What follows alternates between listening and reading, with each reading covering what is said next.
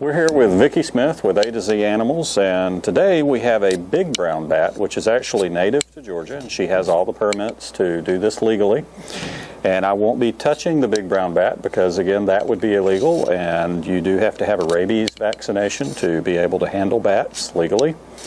So we won't be doing any of that, but we are going to get the privilege of seeing a big brown bat up close and personal and learn a little bit more about her. And what's her name? She is Sweet Georgia Big Brown. So I call her Georgia, a surprise. but she's got her own theme song. We actually have that we play during the program we do. So I'm going to see if I can get her to hang a little differently here for you. Now she's called a Big Brown, but as you can see, she's not very big. Right. She weighs about 26 grams. She'll weigh up to an ounce, which is 28 when she's full grown. She is not a bat that will be able to be released. Mm-hmm. The native bats that I am able to keep with my state and federal permits allow me to have them if they can't be released. Right. So she comes to me from a rehabber. Georgia was apparently taking one of her first flights and trying to get a drink of water out of a pool and fell in. Luckily, they found her. The people did exactly what they were supposed to do. You said, you couldn't touch her. Mm-hmm. The people that found her didn't touch her either. They scooped her out using a little bucket, took her to a rehabber who was able to kind of unwaterlog her, but she couldn't be returned back to the wild because, bless her little heart, she had scraped all of her little toenails off, and her thumbnails, and her wings were torn from her trying to get out. Right. Fortunately, and we didn't know how down to the nub her nails were, but fortunately they have grown back.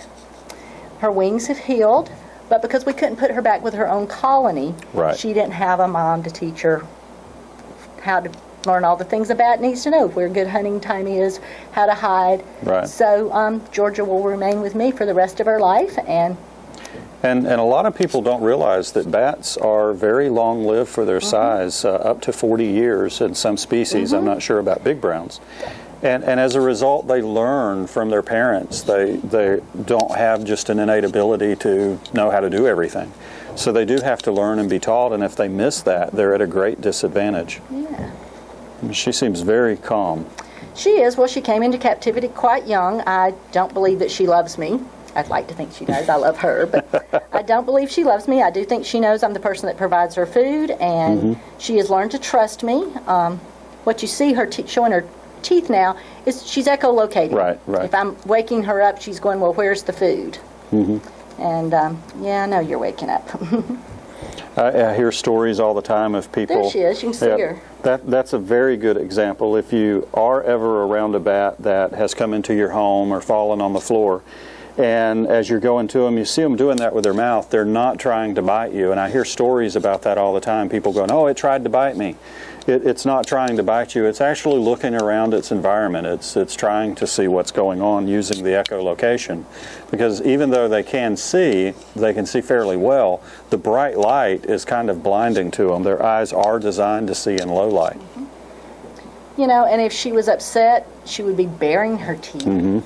She would also be making audible sounds. A lot of people think because we teach them so often that they echolocate that you can't hear it, that they don't make audible sounds. They do. They talk to each other. They can make quite a racket.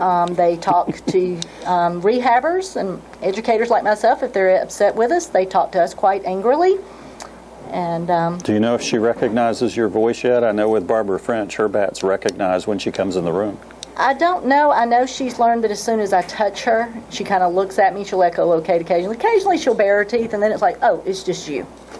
And once I get her into a comfortable position where I'm not holding her, she's very comfortable hanging like this. I do hang on to her feet because we know she was flighted at one point.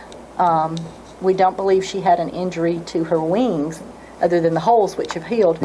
So if she so chose to try to fly, she could fly, we do believe. Of course, she's a little pudgy for her age, so she might not be a very good flyer. She's well fed. Well, when you live with Miss Vicky, you do get fed well because you have to go out and work, don't you?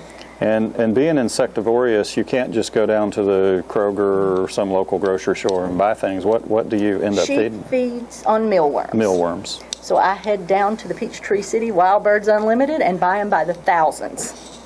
And she eats approximately 30 a night. Wow. It's a good appetite. Well, that's why she's pudgy. That's why she can't But fly. remember, one in the wild can eat up to 3,000 insects. They eat about Right. half of their weight a night. Right. So, see, I'm a good eater. She's eating well, but then not going and exercising with all the flying around. Right. So. I do try to give her a little enrichment in her cage at home, move her food bowls in different places, give her different places to hang and move those around. So she does have to explore her Environment. area. And this is a treat for you, for her to be out on the glove like this. When she does programs, she is always in the safety of a Right. cage. Even though she is also rabies vaccinated, it's off-label use. And so if someone was to get bit, it would not be recognized. She would not just be quarantined. They would test her for rabies. Right. So to protect her, she is put absolutely. in a little cage. But because I was assured you weren't going to stick your finger in her mouth, I thought you and your viewers might Not like gonna a do nice that. close-up look Yeah. of her. No, we do appreciate it. And it's a lot of the laws and the rules that are there may seem or sound silly, but a lot of them are thought out not just for the people's protection, but for the animals' protection as well. If someone were to become bit by this bat, even though we know it's vaccinated and there's no chance that it has rabies, you still have to err on the side of caution and do The the full human life is test. more So, important. right. So we don't want to take her life away just because somebody was doing something irresponsible. Well, or even accidental. Even accidentally, I mean, yes. You know, she does not work in Georgia. She is a rabies vector species, just like our foxes, skunks, Right, and raccoons. But she does travel to other states that allow me to bring her in as a permitted animal, and our Department of Natural Resources That's right. In permits Georgia, her. you can't display her, Right. right, to the public. So that's why you've had to come to me here to do this. Yeah. And but as you can see, she's a very gentle animal. Most bats are. But just like any animal, if provoked, they would possibly bite. Well, and sure. you know, if I'm showing her to people, you kind of scary looking, Robert. Well, I've heard that before. Yeah, but you know, it's basically because you've got those big front-facing eyes and you smile and you bare your teeth. Well, in Right. the animal world, that's a threat. Right. That's not a, oh, aren't you cute, which is what my bats usually get their smiles from people. Oh, you were just echolocating up a storm, aren't you? I know, I've woke you up. And you can actually see her breathing. Her breathing has increased when they torpor during the day, which is like a mini hibernation. Right. They actually lower their body temperature, their heart rate, and their respiration rate. So they tremble and shake to wake up, to warm up those muscles. Yeah, let me keep those toes, please. She's getting a lot more active now. She is. As she's waking up, she's probably getting warm in my hand as well from being held.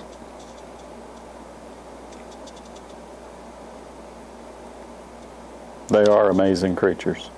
They truly are. And so good for our environment with all the bugs they eat. That's why I like going to Texas so much. I get to handle them more and be around them in Texas. Yep, The law's different. yep. And she's one of 16 species we have here in Georgia. And she is one of our most common. Yeah, if you are in Georgia around and you see bats flying or you encounter them, this is one of the most probable ones that you're looking at is a big brown bat. And I have seen big browns roosting solitary by themselves. I've seen them in small colonies. I've seen them mixed in with little browns. They seem to be an equal opportunity rooster. I've heard of them roosting in farm equipment over the winter. They will migrate and hibernate as well. They're just a very versatile, adaptable species of bat. They are, and I will tell you, those that you've seen roosting by themselves are probably males.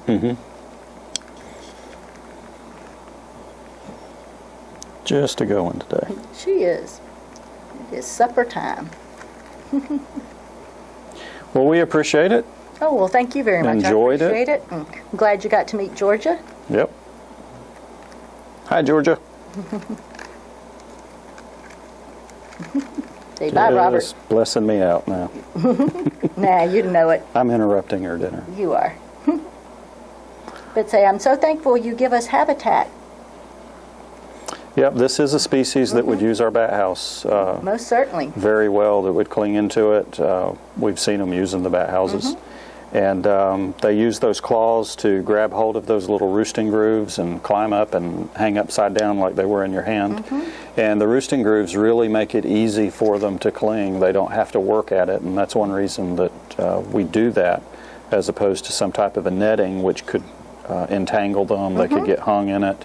And we really do, it's a big commitment to machine only using those roosting grooves. That's the majority of the work in the bat houses that we do. It is perfect. Those little claws are naturally curved, and they don't have to think. They just catch them there. So it pays off for them when they encounter the bat it. houses you make are absolutely wonderful, and if Georgia, you can make a miniature one. There you go. One for one bat.